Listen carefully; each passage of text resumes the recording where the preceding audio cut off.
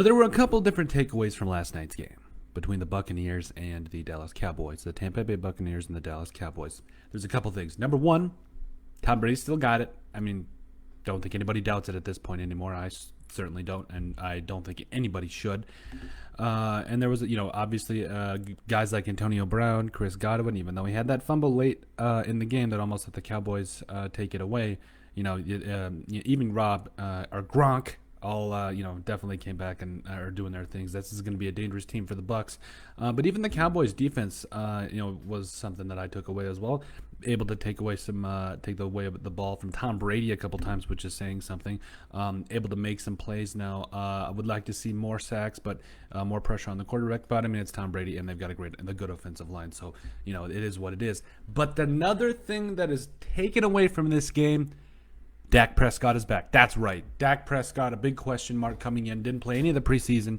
And quite frankly, I think a lot of people were wondering how he was going to come out against a good defense in the Bucs, the former Super Bowl champions in 2020, earlier in the year, obviously. So Dak Prescott completed about just over 71% of his passes, 42 of 58 for 403 yards, three touchdowns or three titties, and one pick. Zeke out here, 33 yards on 11 carries. I'm going to give a little bit of a shout out to a buddy of mine, Corey, that he traded me Zeke, or excuse me, I automatically picked Zeke. It wasn't exactly something I wanted, but it happened. And I was kind of belly aching about it. He's like, straight up, I'll trade you Najee Harris for Zeke. I'm like, deal.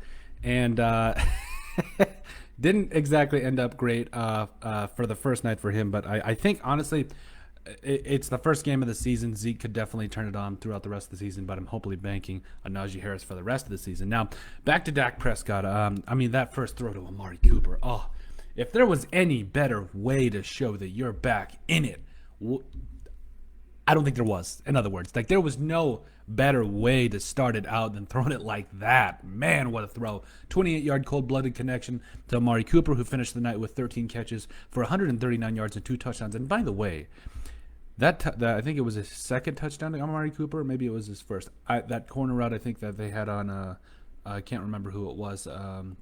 But, I mean, just a tremendous performance by Dak Prescott. Just from top to bottom, was poised, cool, calm, collected, and just made the throws that he had to. I don't think there's any doubt that this man, and it was a question, obviously, was he going to be able to come back 100% from his ankle? And you know what? I didn't see any reason to believe otherwise. He's absolutely looking every bit of the franchise quarterback that the Cowboys paid for in the offseason. I think a lot of people were kind of wondering, giving him that much money, was that the smart thing to do? Yeah, after that game last night, that just goes and proves it. When you go and play the defending Super Bowl champions in that regard like that, yeah, that is absolutely what you want to see. Now, it's tough when your defense gives up 31 points, but at the same time, it is Tom Brady, and they do have three-headed passing attack, which is actually a four-headed when you think about Mike Evans, who was relatively quiet, who finished the night with 3 catches for 24 yards. Antonio Brown, though, man, what a game for him.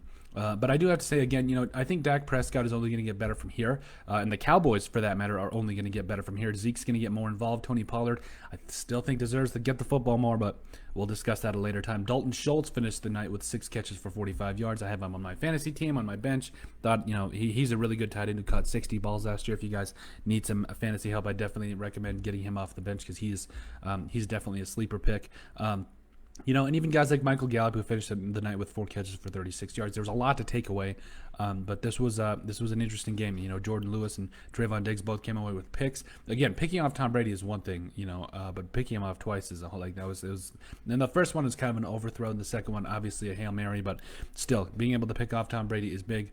The Trayvon Diggs was the overthrow on the screen, but it is what it is. It's big, but I do think that looking at this, you look at Micah Parsons' debut. I didn't think it was awful by any stretch of the imagination. I thought he had seven tackles on the night. Jaron Kearse, who also had former Viking, had 9 tackles. But and then finally Anthony Brown leading the way for the Cowboys with 11 tackles, and overall no sacks.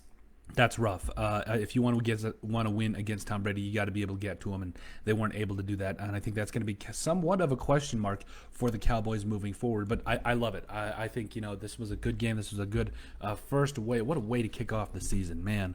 I think it was just fantastic, and I think it's exactly what NFL fans needed to see to start this thing out. Now, Vikings fans just need to see a win over Cincinnati on Sunday, but it's a time for another discussion for another day. But overall, man, Dak Prescott is back. He's absolutely back, and I'm really excited to see what he does this season.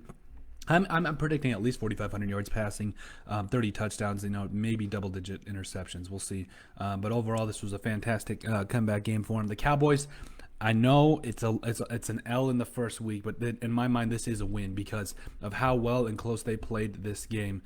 Able to knock the ball out of Godwin's hands later in the game, who should not fumble in that scenario, but it happened, and they went toe-to-toe with one of the best teams in the NFC, if not the best team right now in our regard. So really happy with the turnout. I think the Cowboys are on their way back. But let us know what you guys think. Make sure you guys subscribe down below, leave a like and a comment. Helps people find the show. Check out our website at thesportsbriefpodcast.com. Give us a like on all social media platforms, which you will find in the description down below. Give us a listen and sub on iTunes. And if you have anything else you would like us to cover, make sure you send us that at thesportsbp@yahoo.com for our email. Or you could just put it in the comment section down below, and we'd be glad to cover it. But let us know what you guys think about Dak Prescott being back.